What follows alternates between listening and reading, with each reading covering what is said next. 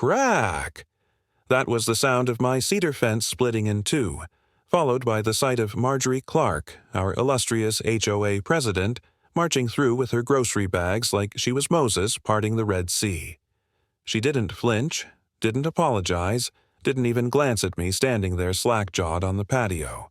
No, she just lifted her chin, adjusted her pearls, and muttered two words that made my blood boil. Community convenience. Let me tell you, nothing pulls a neighborhood together faster than scandal. Within seconds, blinds were snapping open, curtains twitching, and phones slipping out to record. The sweet hum of cicadas was drowned out by whispers, muffled gasps, and the click-click of phone cameras. Even the mailman stopped mid-route, staring like he'd stumbled into a soap opera. And at the center of it all was Marjorie, the self-appointed queen of the cul-de-sac, acting as though she had just performed some heroic service.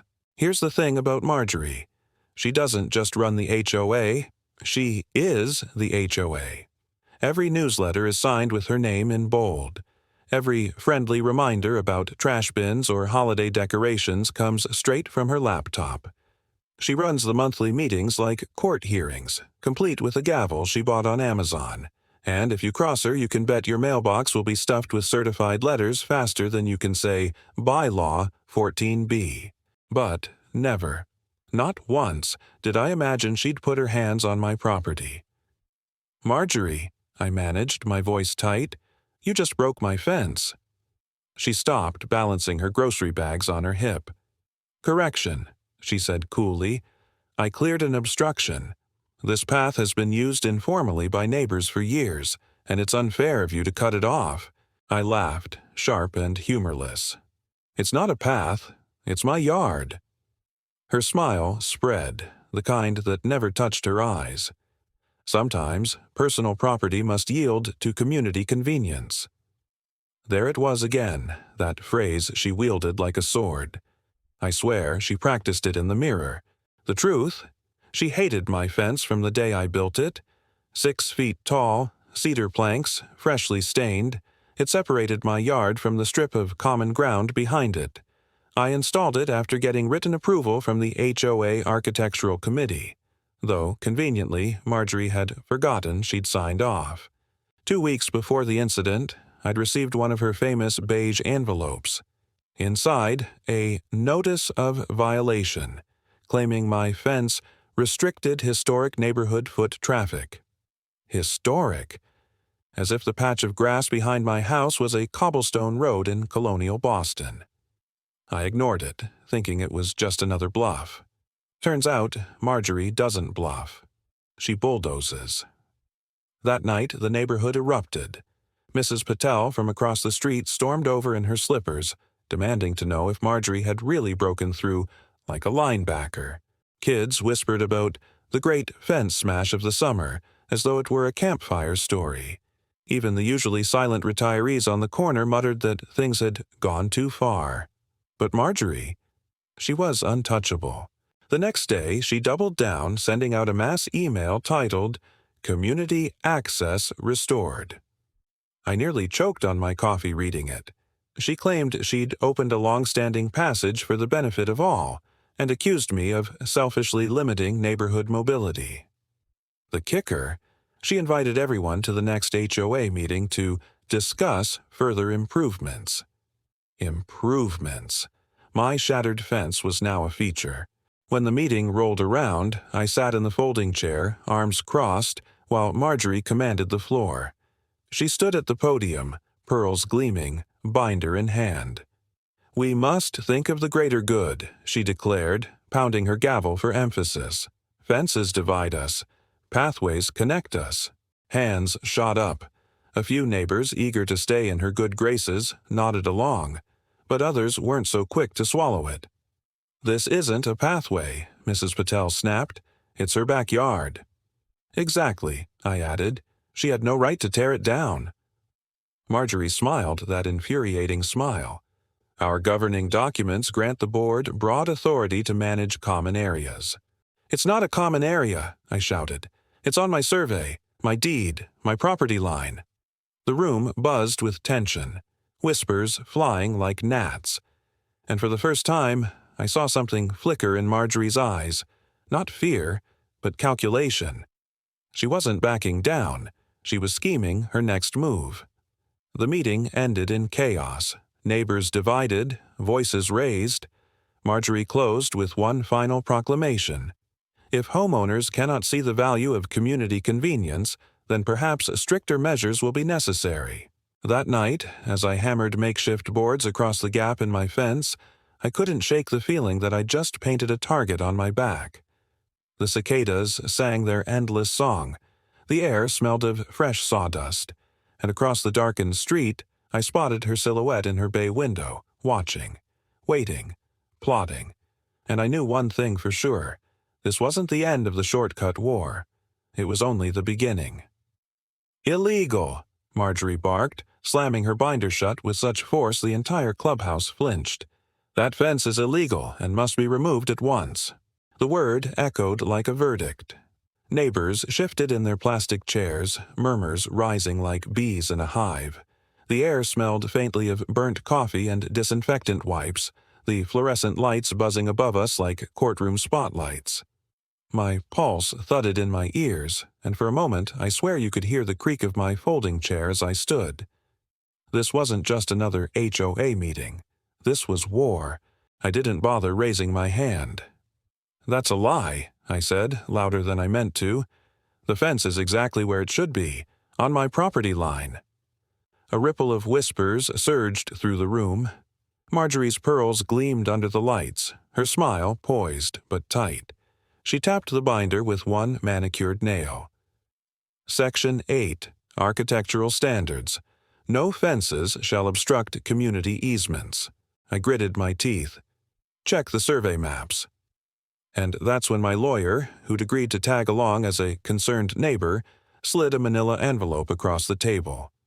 Outspilled copies of my deed, the survey plat, and an aerial map with bold lines marking my property. The fence was well within bounds. The room went quiet except for the hum of the old AC unit. Even Mrs. Patel leaned forward, her glasses perched on her nose, eyes darting between the maps and Marjorie's increasingly red face. "This proves nothing," Marjorie snapped, though her voice had lost its edge. "Property records are notoriously inaccurate."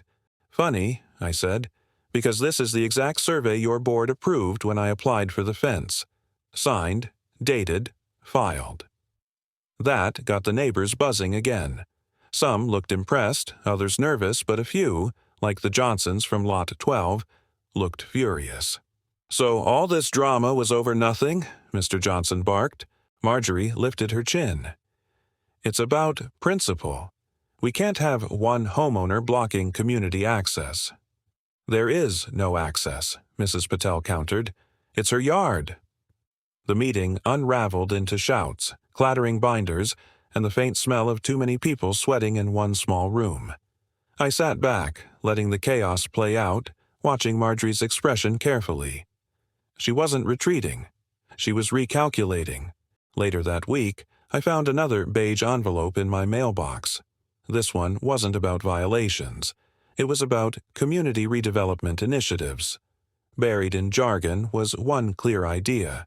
The HOA was exploring the purchase of easement rights along the back of several properties, including mine. That night, I spread the papers across my kitchen table, the lamplight casting sharp shadows. My brother, sipping a beer, raised his eyebrows.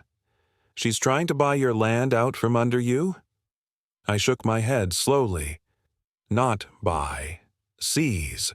She wants to carve out an easement so the shortcut becomes permanent." He leaned forward. "So fight back. Find something she missed." That's when the thought struck me. Property records. Not just my lot, but the whole stretch of land behind our row of houses.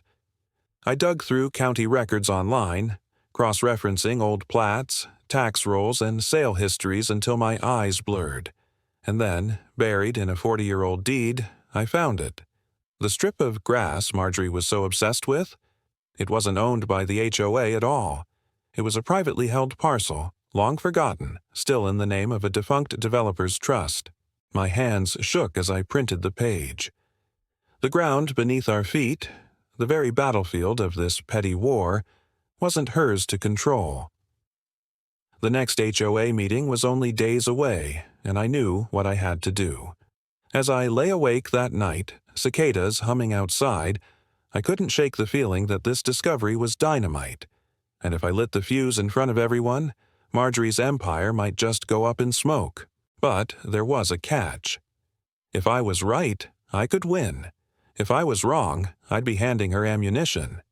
And as the porch light across the street flicked on, revealing Marjorie's silhouette pacing by her bay window, I realized she was preparing her own next move. We were circling each other now, and only one of us would own the last word. Clink.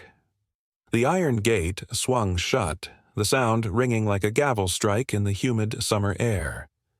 Marjorie Clark froze on the other side, one manicured hand hovering over the bars, as if she couldn't quite believe a boundary now stood between her and her self-declared shortcut.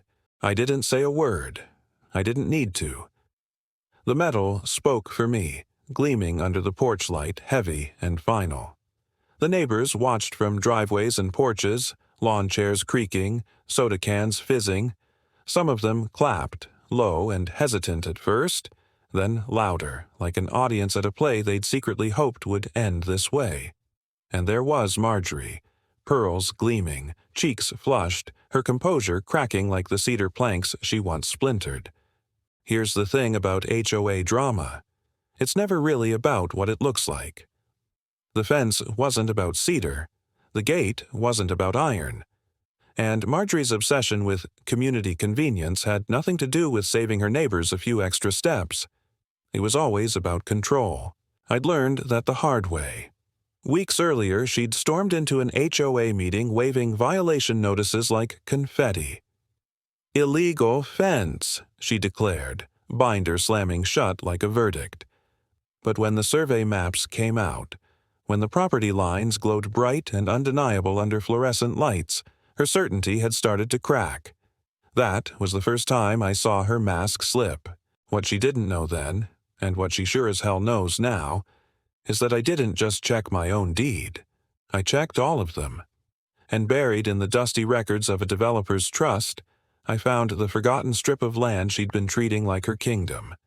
It wasn't HOA property. It wasn't common ground. It was unclaimed.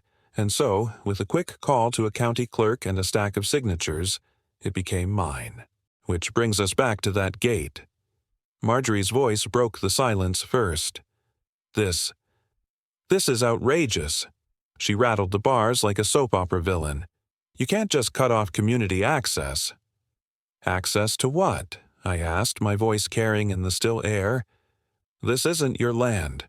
It never was. You trespassed, you lied, and you broke my fence.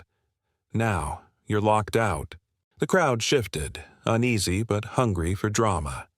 Mrs. Patel crossed her arms, nodding. The Johnsons muttered to each other, torn between loyalty to Marjorie and the evidence now staring them in the face.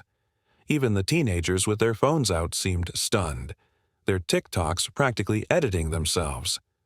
Marjorie tried to rally. She raised her chin, pearls trembling on her neck. "The board will not tolerate this blatant disregard for our authority." But the words fell flat. Someone snorted. A laugh slipped from the back row, and then, like dominoes, the neighbors began to turn. "You told us that land was HOA owned," Mr. Johnson said, stepping forward. "You fined me for planting roses there," added Mrs. Patel. "You said you had the deed," another voice chimed in. Each accusation was another crack in her armor. Her binder, her weapon of choice, hung limp at her side. For once, she had no bylaw, no clause, no printed email to throw like a dart. Just the truth, raw and humiliating, fencing her in as neatly as the iron gate itself. I should have felt triumphant. And, to be honest, I did. Watching Marjorie stumble, watching her kingdom crumble, it was vindication served on a silver platter. But beneath the satisfaction was something else, something heavier, the realization that she wouldn't go down quietly.